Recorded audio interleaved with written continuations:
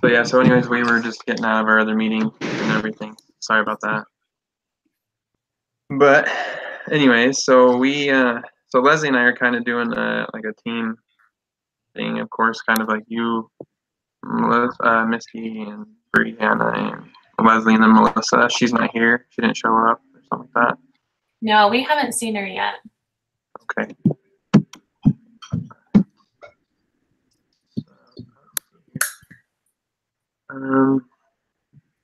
So basically, we're the Baxter management, Richard, Karina, and myself, and then Leslie, your team are local 190. Yes. And so you guys discussed everything, got everything under what we kind of need to start talking about. Is that right?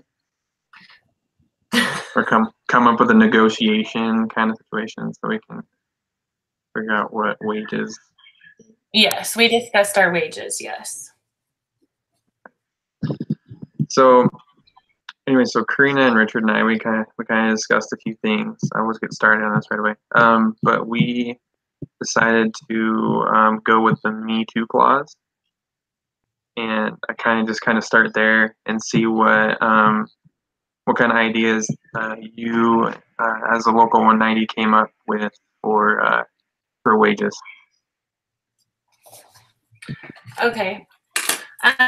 What we came up with for wages is that we aren't really willing to stay at the current wage or lower the wages. We don't feel like lowering the wages is going to be good for our union workers. We believe it'll result in loss of employees and also loss of new hires if we lower the wages. And we also believe that we should give the workers an increase in wage. Our increase, we are looking for paying $11.29 an hour for our workers. Baxter's currently, they're seeing large profits, and that is due to a lot to their dedicated employees. So we believe they should be compensated for that.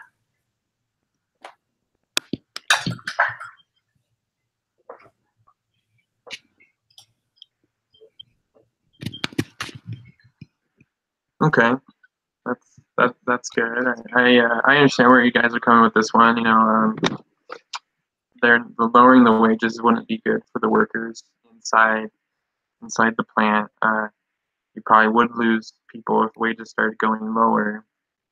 If we give each worker an increase in wage, I guess we could see the fact that dedicated employees is how we have earned our income. But we've also noticed too that if we increase our wages, then our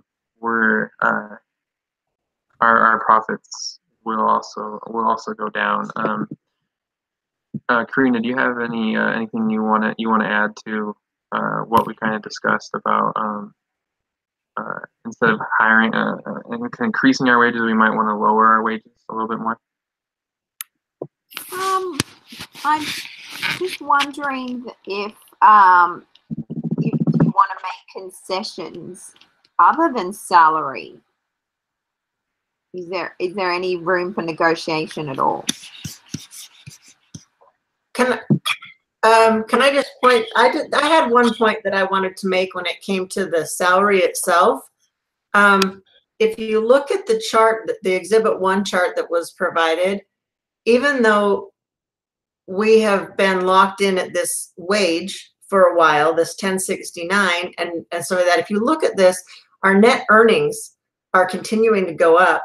Our wage costs are actually going down as a total wage cost because we have better production facilities, more automated, things like that, and our working capital has been going up. So I don't see that necessarily dropping the wages is where the changes need to be, I guess, because if you're just looking at the trending over even like the last 4 years, our earnings are going up and our wage costs are going down at the rate that we've been paying.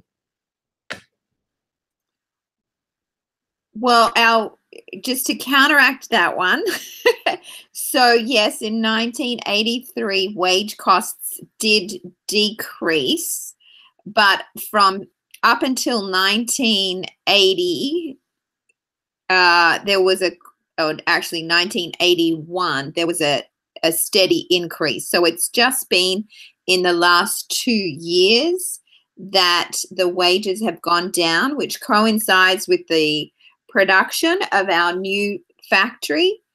And I would say it has more to do with the efficiencies of the factory than the reduction in salaries of any, because we haven't issued any pay cuts. But to that point, on your chart, although yes, what you're saying is correct, we are a publicly traded company and our net earnings is 25% of what it was 5 years ago in 1978.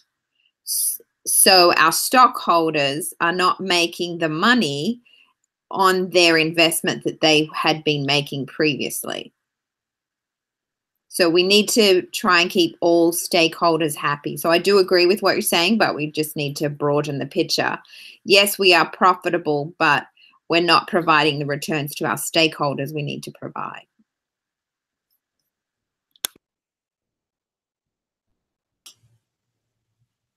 Okay. I think that we can probably, can we adjust the increase of pay? I mean, from 1069 to 1129 is not that much. But I think that it will keep the employees happy, feeling like they're getting a raise. Bree and Misty, what do you guys think on this?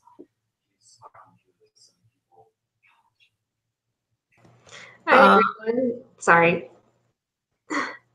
One thing that we also need to point out, since we are a company that has been paying our employees more, the employees haven't gone on strike, which is kind of a huge deal, that our employees aren't like, coming back and saying, we want more, we want more. It's because the company has always been good to them. And I personally feel like if we continue being good to the employees, they'll work harder, we'll see those numbers that we want to see, and we won't have that contention that we have had in the past uprise again and come into this future with the change and everything. So I think that we should at least consider having this raise for our employees because they are kind of the backbone of the company as well. So that's kind of my thoughts on that. Mike, I have a question about what you guys are proposing as your wage from the other side. You said the Me Too clause, but what would your proposed wage be? How far apart are we? So we were thinking to start you out probably like $10. I mean, because I know that actually kind of went down a little bit, but we've, and whatnot, because it was originally what, 1069. So I mean, if we came down 69 cents, I mean, I know that is a lot of money for a lot of people specifically, but if we start out at $10, that's kind of like kind of where we started with the Me Too clause and whatnot. I don't know I know this doesn't necessarily make 190 happy, or it would actually make the workers happy, and most likely this could cause a strike, and we don't want to go to a strike at all, actually. And but it's hard discussing like wages with workers and whatnot, and we want to make sure that we're still a profitable company, and we still care about the employees, whatnot. What do you think about that? So I have a quick counter thought, really quick. The Me Too clause was originally, how do you say that in English, put together to raise our employees' wages, not lower them.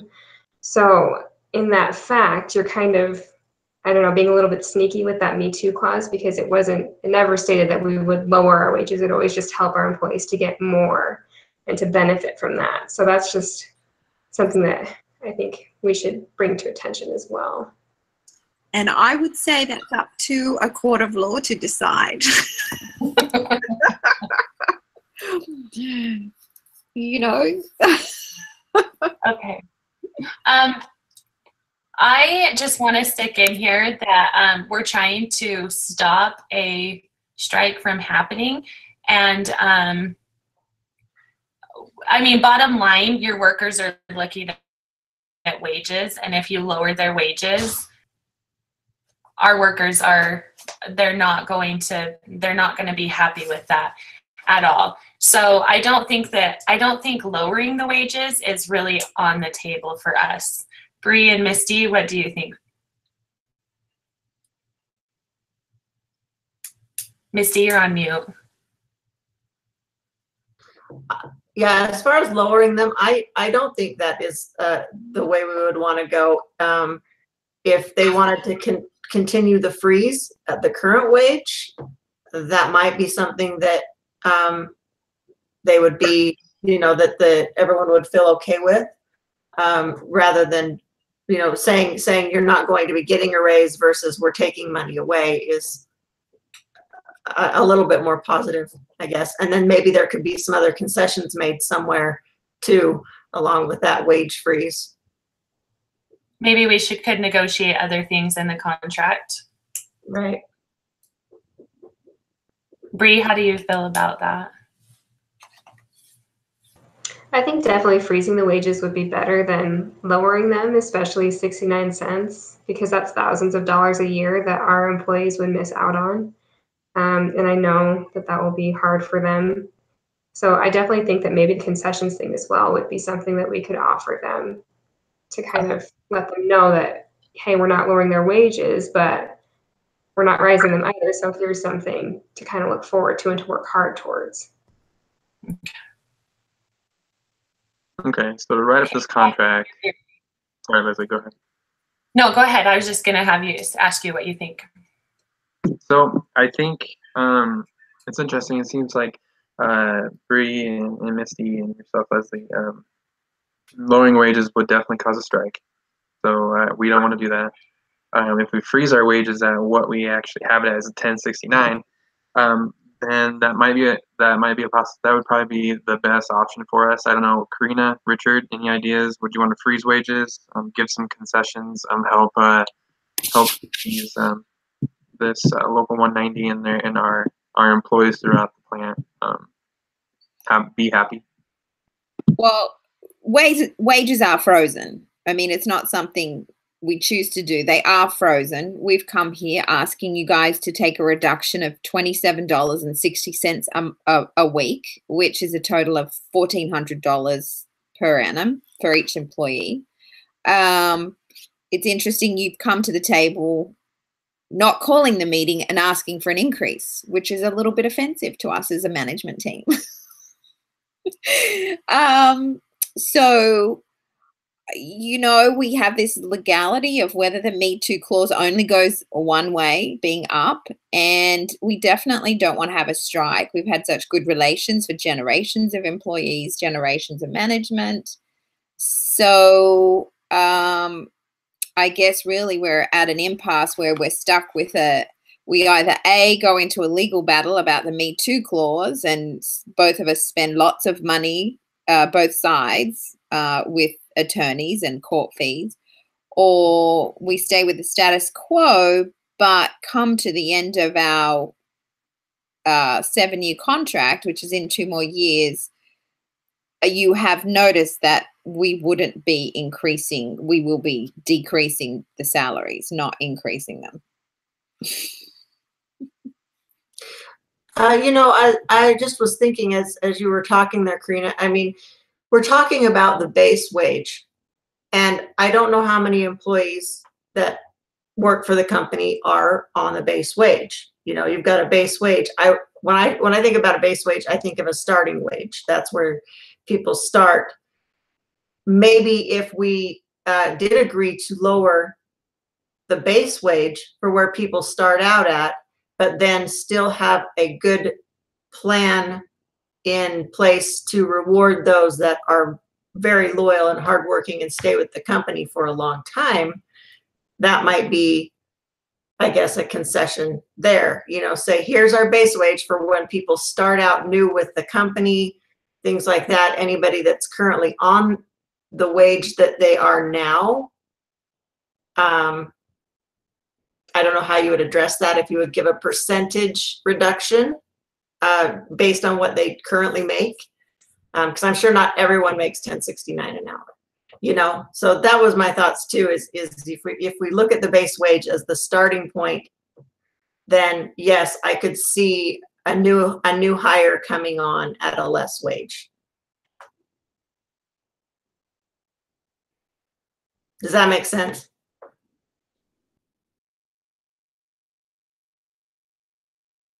Yeah, I understand where you're coming with that, Misty. It seems like if we do end up lowering the base wages of, what to say, I don't know, just, I guess we could just throughout the whole entire organization, and then in meeting in the middle with some incentives or concessions or anything we could think of that would help our employees to be happy and not to strike, might be a good way to go. Karina, Richard, do you have any ideas? Would you both be okay with this situation when it works for you if we decided to do this?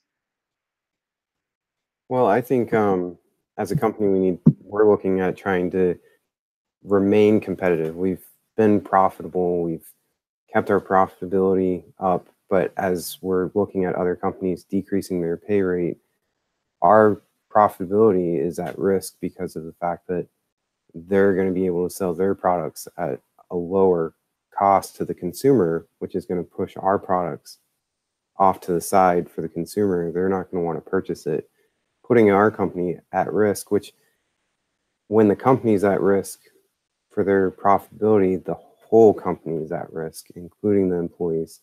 So I think as a whole, we need to come together and figure out some way to decrease the costs for the company so that we can keep the company profitable.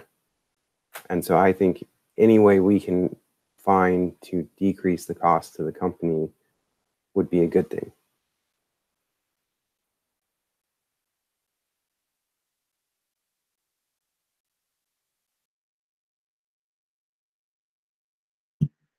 Okay, that's good. I think that's a good counter. How about your team, Leslie? What do you think about how can we, as Baxter, be more profitable and stay profitable, and basically by reducing the cost and of what we produce, I guess. What could you offer us as a difference, so we can make sure you're happy, but we also want to make sure that we're profitable? Well, going off of what Misty was discussing about if we, like she said, we don't know who gets what the base pay is, how many people are getting paid that base pay. So lowering the base pay could be an option, but I also agree with Misty on that. We're going to need incentives for our workers in order to climb higher than just that base pay, because the incentive program has been eliminated. And so we would like some concessions there with the incentive. Bree and Misty, how do you guys feel? So running some numbers, if we were to raise the people who have been with the company, like maybe 6-7 years plus, to $11.29 an hour, they would make roughly $2,300 a year. Well, sorry, I cannot do numbers. $23,483 a year. And then if we were to lower the base pay for the new employees at $9 an hour, they would make $18,720 a year. So that's a difference that you would save with the new employees of $4,763. And right now at $10.69, your employees are making $22,000 roughly. So you just be paying an extra $1,000 per employee who's been with the company for a longer amount of time, and we know they have experience, we know that there won't be as many liabilities or casualties or anything like that, you don't have to train them as well. So thinking of those numbers, if you raise the wage for the people who've been in the company longer and then just start the base payout at a lower wage of $9 an hour, you'd be saving money in that aspect.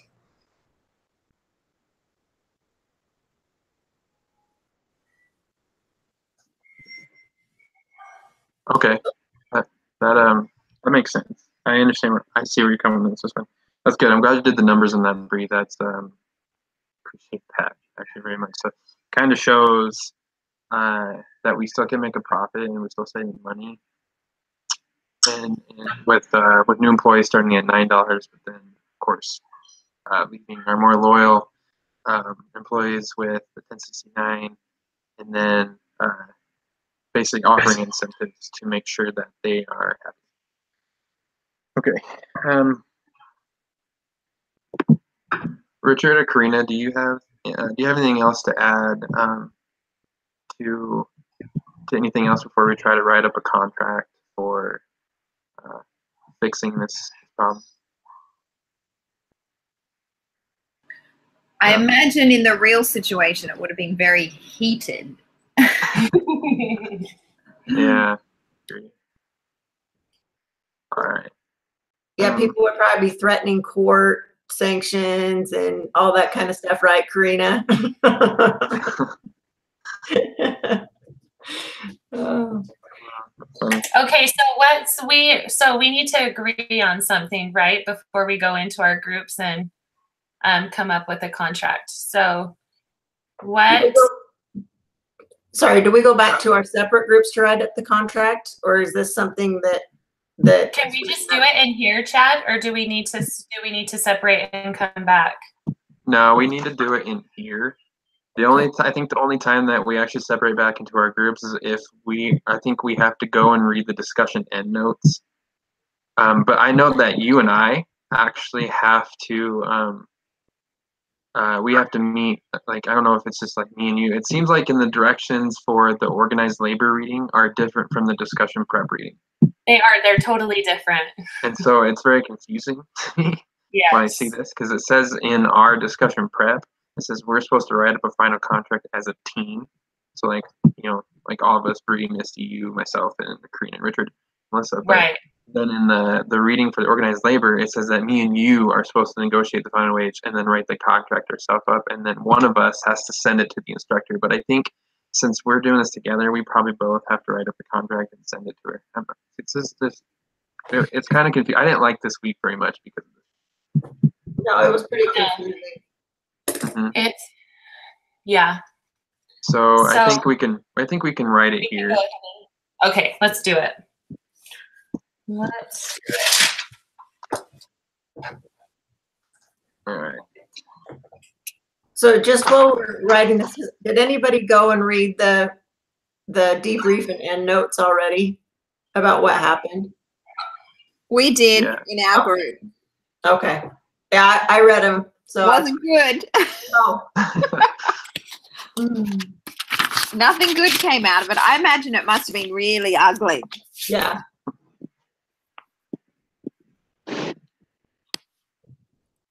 Local 190.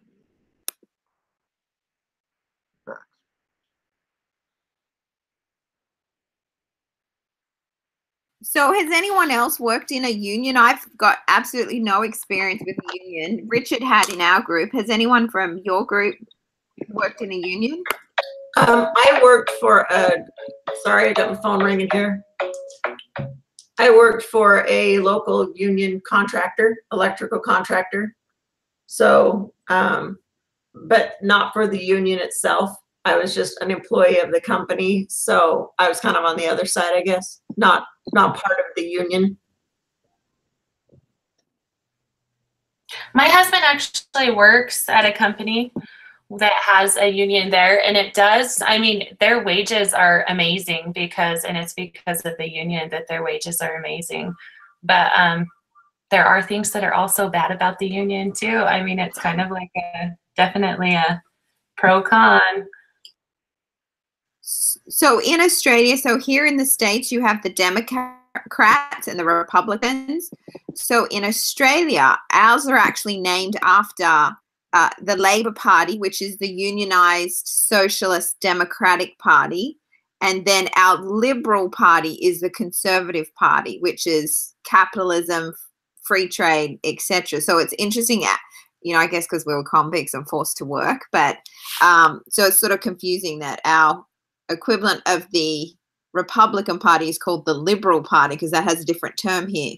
But yeah, so Australia was very big into unionized labor, and I've lived through sort of all of this and seen like the sackings and the power of the labor unions being diminished, but I've never had any firsthand experience with it. So very interesting to hear that they treat them well.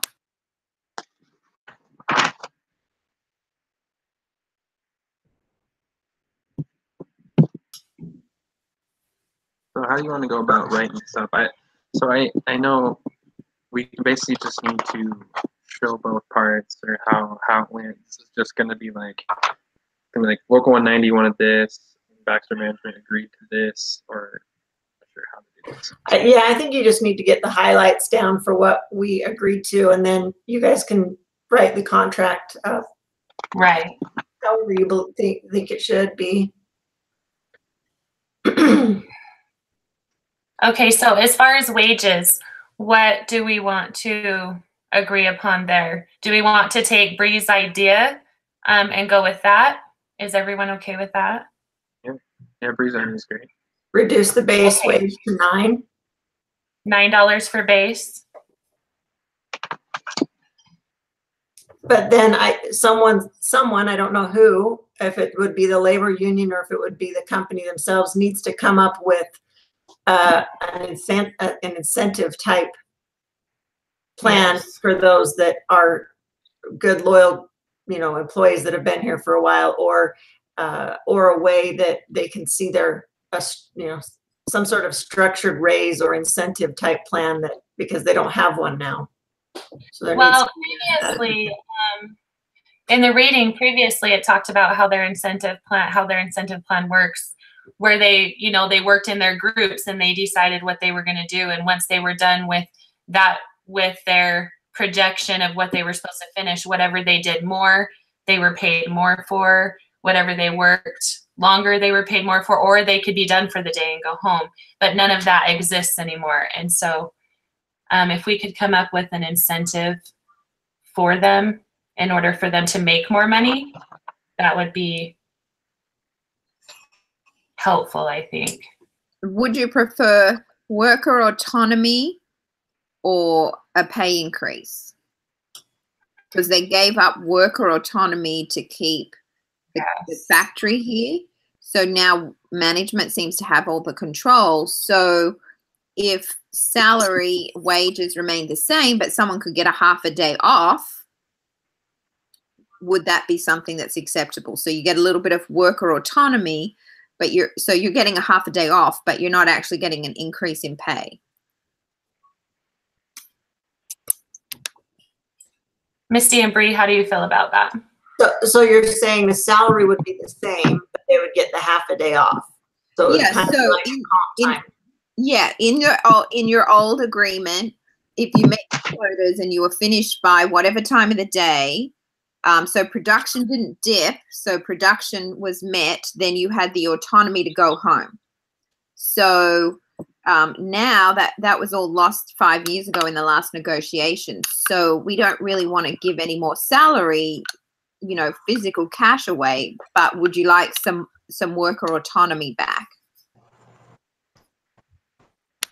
That is a thought. I think people might be okay with that too.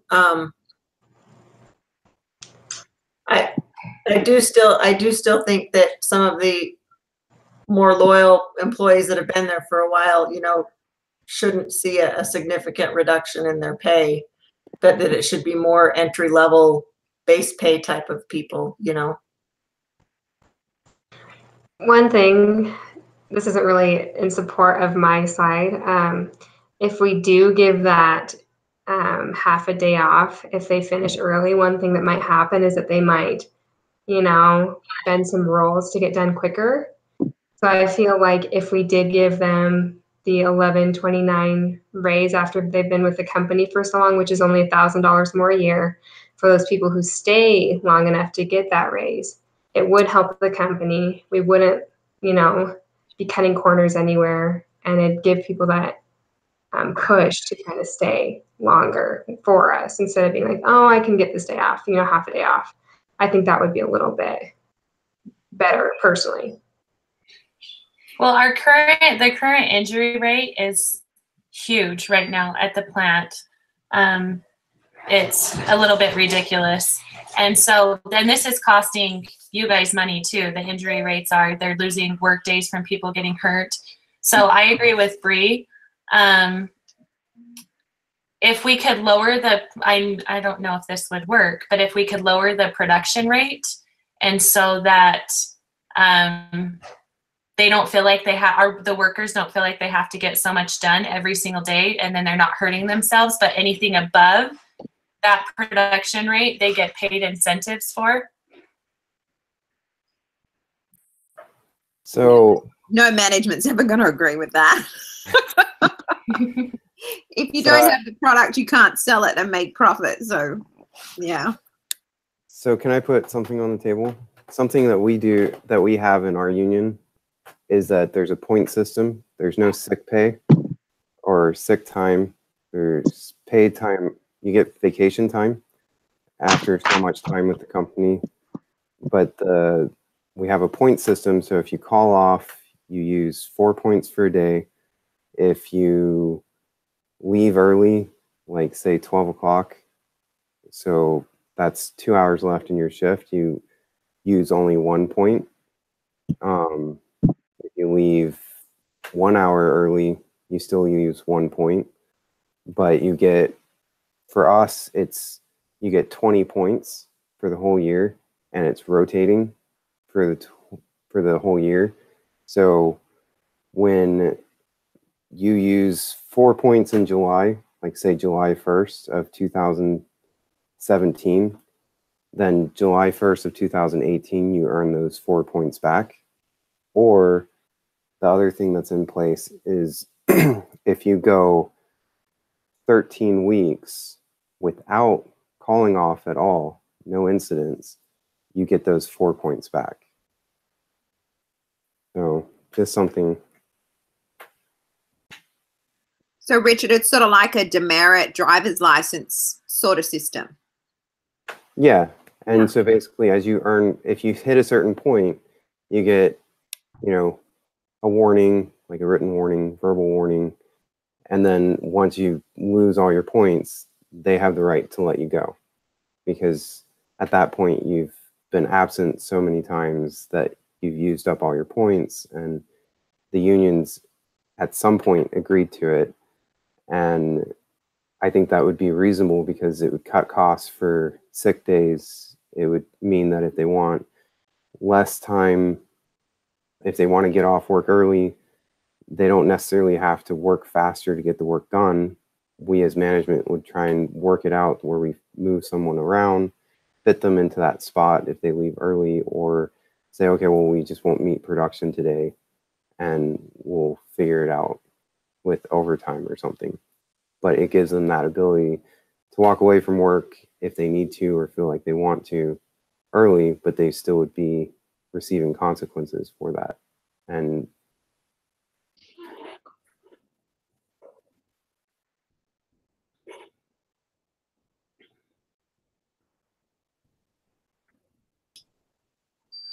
I think that's got some merit.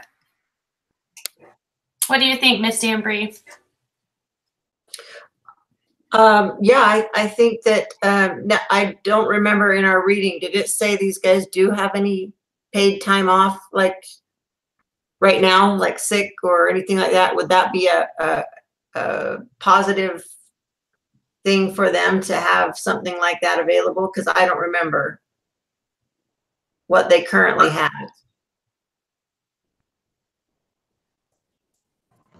I don't think we have anything for our workers other than just the flat base pay. The base pay. Because yeah, something like that could be considered a concession for them to say, okay, you know, we're going to do this to your wage, but we're also going to give you, you know, the ability to have some flexibility in your schedule if needed or something like that. I don't know.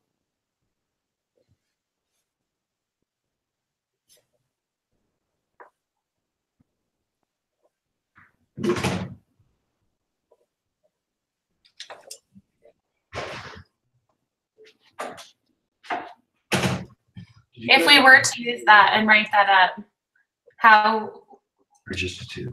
how would we put that into a contract? Leak-wise, you have to quote. Other one did leak a little bit, but not nearly as much.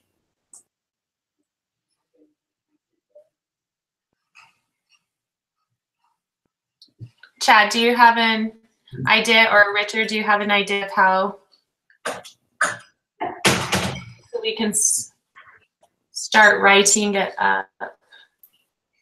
So I would keep it simple. Like ours now is more complicated, but you could do a 40 point system for a year. And that's what we originally had, but recently this last year they changed it. And so for 40 points, that's all you get for the whole year. You get 40 points. You run out of 40 points for the whole year, you're done. And you basically, you just have to determine how many points they earn or how many points they use per incident. So for a half day of work, they would use 2 points. If they take a whole day of work, it's 4 points. And then if it's, 2 hours or less, it would be 1 point that they would use, kind of thing. And so it would keep it simpler and less complicated than the whole rotation and be a little bit easier to write up. One quick question, is this paid time off or is this take time off without pay with these points? Without pay.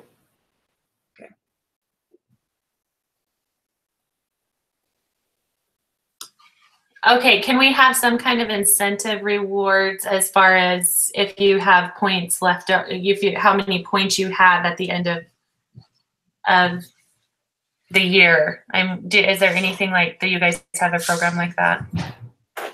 Yeah, we have a, what was it? It's if you only have 3 incidents in the year, then you get like a bonus. So because I feel like we have to reward them somehow, because I mean, you're telling them, yes, you can take time off, but we're not paying you when you take time off. And we're lowering the wage of the new hires and keeping the wage of the old hires the same. So I feel like our employees need to be rewarded somehow.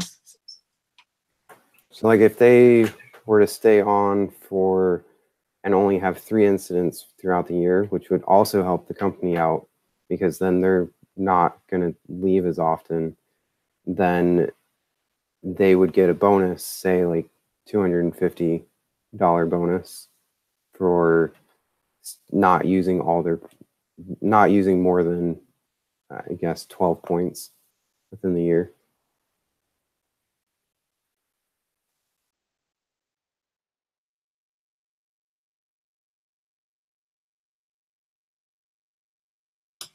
Okay. How does everybody else feel about this plan? I'm okay with this plan. So we're gonna do 1069 per employee for our loyal I guess our present employees, and the new hires are $9. Is that right? Is that what? That's what we have so far. Misty and Bree, and Karina and Richard, how do you guys feel about that? You said $9 for new hires. I'm going to freeze it at 1069 for those that have been here for a while. Yeah, but I believe Bree, wasn't your idea to give the employees that have been there for a long time an increase, right? Yeah, or am I wrong? 29 because that would only be $1,000 per employee who's been there for like maybe 8 years plus or 5 years plus or whatever we decided, but it'd only be a grand more each year if we raise it to 1129. Oh, so you want to go 1129? I just want to make sure I write it down right, that I don't write it in here wrong. How do you guys feel about that?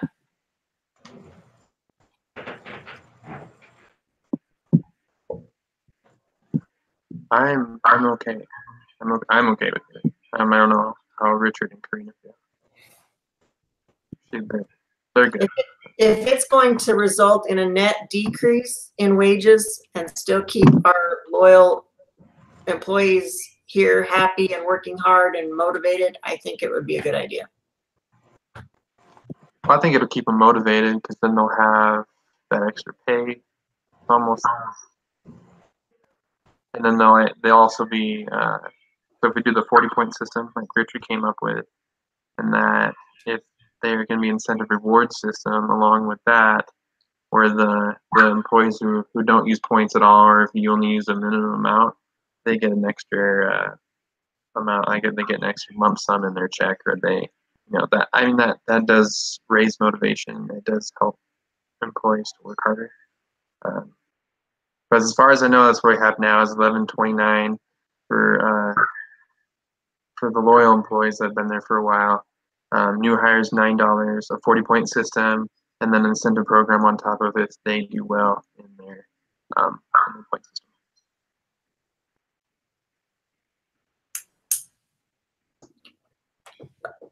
Can I ask one quick question too? Yeah. So we're talking about $9 for new hires, but what about those people that fall between new hire and 5-year, loyal employees? Are we decreasing their wage to the $9 as their base wage, and then getting raises later, or are we going to? Is there some sort of tier there, or is it just new hires and then after a certain number of time, 1129? I know that's what I was thinking about that. I mean, employees that do work harder deserve to get a pay raise. That's just how it is, especially the cost of living and things that go up and everything.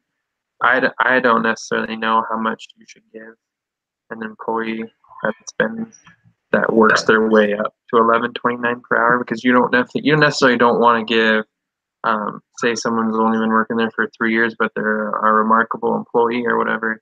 They're making someone who's been there for like 20 years or something. So, what do you think about? I guess like a tier system for payment for this.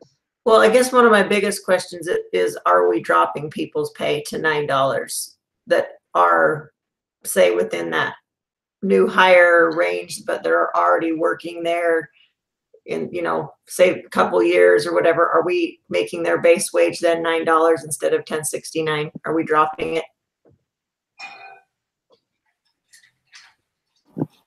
I would say anyone less than a year or whatever the probationary period is would go down, but anyone past a year or whatever the probation period would be grandfathered in.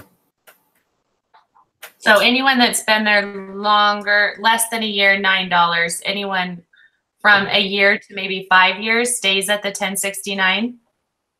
And then anyone above 5 years goes to the 1129.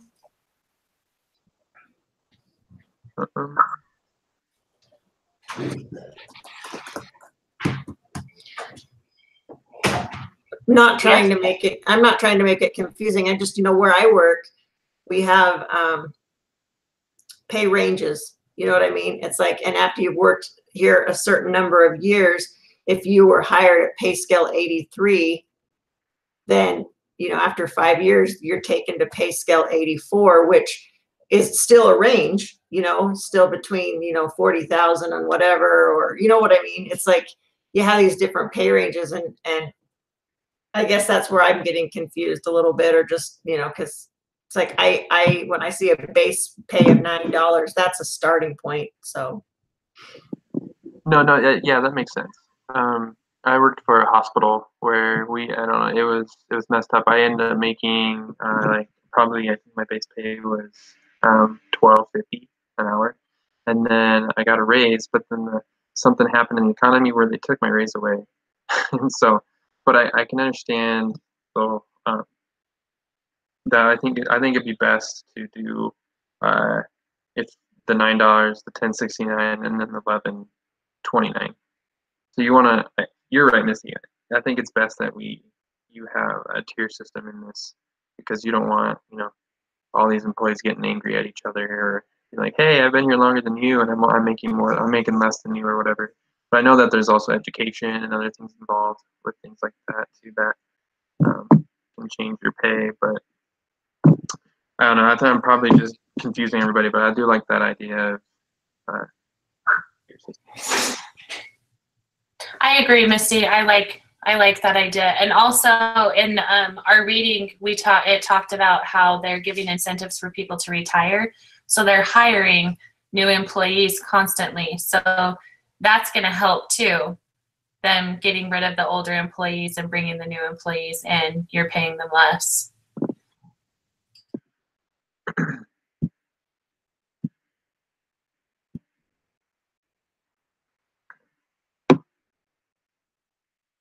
Do you think we have enough information that you guys can write up this contract for your project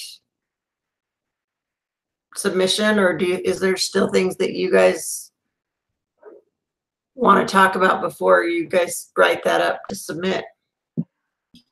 The one other thing that that was on here is the workers' rules and the layoff and hiring procedures.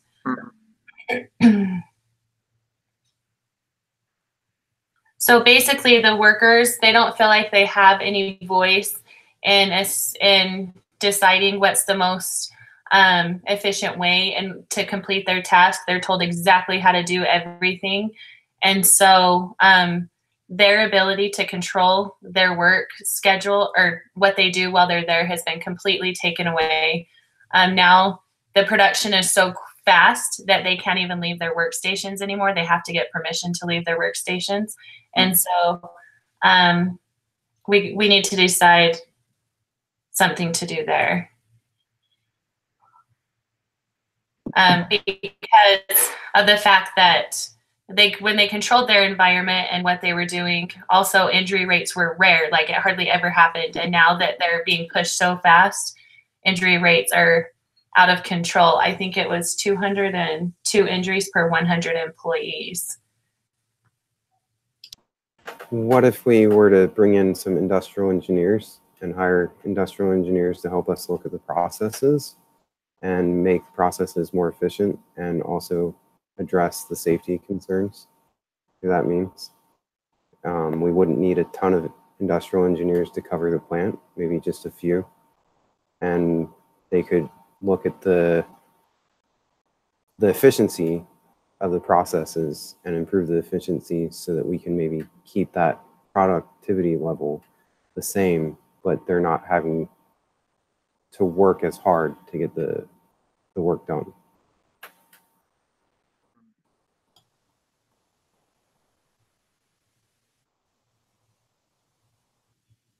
What does everybody think of that? Well, I think that if the employees feel like they're maybe going to be listened to, so that if an engineer or something comes in and meets with the employees as well, and says, hey, what are you seeing? What do you think? And then kind of evaluates everything and brings them involved, so that they have some sort of say in how things are done. It will help them feel more, more valuable to the company and things like that too, which, not everything's based on pay. If they just feel like they're, being told what to do and their opinions don't matter, then they get attitude issues as well. So that might be good to incorporate an engineer plus a team of people that work actually on the floor. Mm-hmm. I agree. Team them up together. Okay.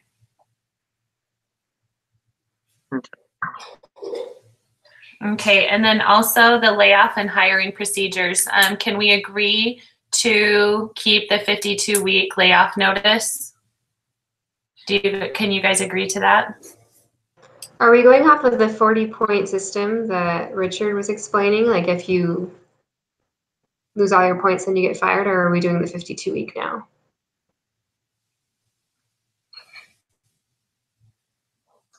I see that as two different things. Like if you use up all your points and you get fired for cause, versus this is like if there's going to be layoffs. From what the way I understand this, if there's going to be layoffs, they're giving them 52 weeks notice before they lay them off. That's a long time. And if you know you're getting laid off in 52 weeks, You can find a job. You can find another. You can find another job, but also on the other side of that, and that's not really, I guess, the union side, is if you know you're losing your job, where does your productivity and your attitude go? You know, if you know that there's no reason to do quality work because you're getting laid off, I guess too. So I had mixed feelings on that 52-week layoff notice myself. Well, I think the way it works in practice is I wouldn't say, oh, Misty, I'm giving you 52 weeks notice. You would actually pay them a year's salary, because too much damage can happen where they can be annoyed at the company and do espionage isn't the right word, but you would basically be walked out of the building. Yeah, so it would basically be a severance package. Correct. For the layoff notice. Yeah, that's what I think. But Richard, I haven't worked in a union. Do you have any experience in that? We had a couple. We had some pretty large layoffs recently, and how it worked was any layoffs that occur is based on seniority. So if you're there long enough, you're protected, and the people that are there with less time are not protected and know that they're on the plate, on the chopping block. And so, like last layoff, I was 19 away from getting laid off. So I was pretty well protected myself, but there were, I think, about 20 people that got laid off. And it's essentially, you got kind of a general warning because everyone just gossiped about it, that there were layoffs coming, but we never got a warning. We never got any kind of notice other than management saying we're gonna, maybe a month ahead of time, we're looking at needing to lay people off because we have to do cost savings.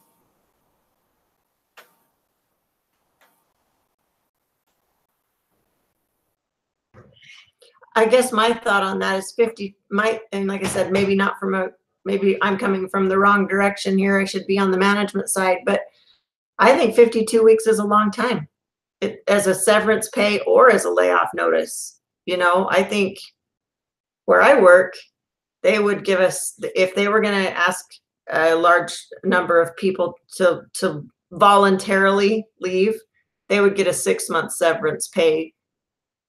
And then maybe an incentive for every year that they had worked for the company or something. They wouldn't get 52 weeks of pay. So I don't know. I guess it seems like a lot to me. But if it's in place, I guess I don't know if you guys want to negotiate it or not. You know, I think of the same thing, Missy. I think 52 weeks is a lot of time. But 6 months, I mean, that works. I worked at a plant a long time ago. I only worked there for a few months before I went on my mission, and that was one of their options, like when they're in their contracts, that if there are layoffs, you will get, if you work long enough, actually, they would give you the 6 months severance package, and then but I kind of agree with Misty. I think 6 months would be a better option instead of the 52. I just think that that's another way to save money if you are looking at people that you're letting go, to pay them for 52 weeks, whether it be severance or layoff pay or however they do it. That, I don't know, that might be another way to reduce costs, to negotiate that a little bit. I had an idea. Basically, what we could do is, instead of giving notice of layoffs, guarantee the union employees that when another job posting comes up, that we call all those that were let go or laid off and bring them back into the company. And so that's their guarantee that if they haven't found a job within a certain amount of time, they can always fall back on the company needing new employees again. But that's on the plate if you're willing to accept it. But basically how it would work is seniority again. The highest level seniority employee that got laid off would be called first. If they didn't accept the job, the next person would be called, and so forth and so on.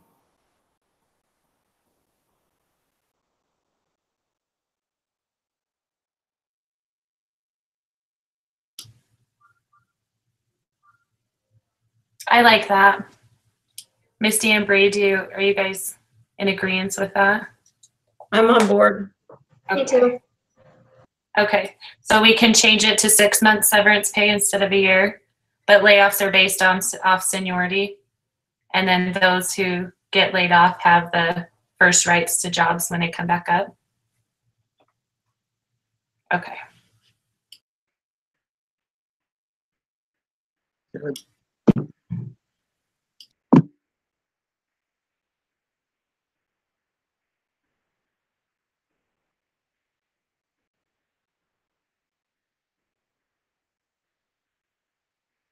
All right.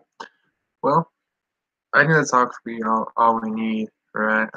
Right, Leslie? We should be pretty good to go with this. We can write this up and whatnot. So, anyways, sorry, this is a really, really long meeting. I'm sure you guys have somewhere to be and whatnot. And but anyways, if you haven't had time to read the end notes and stuff, where the real story is about, it's actually really, really interesting. If you do, then you get a chance to read it. I think we have a quiz about it too, so we study it really well and everything. But I think, Leslie, I don't know if me and you have to stay on here and do write up the contract or not.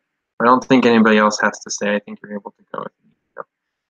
So, but we appreciate you being here and getting through this. I didn't say we had to grade this or anything, but if you wanted to, you could grade it. Let's get on 1 to 10. I give it like 4, so it was a little difficult for this.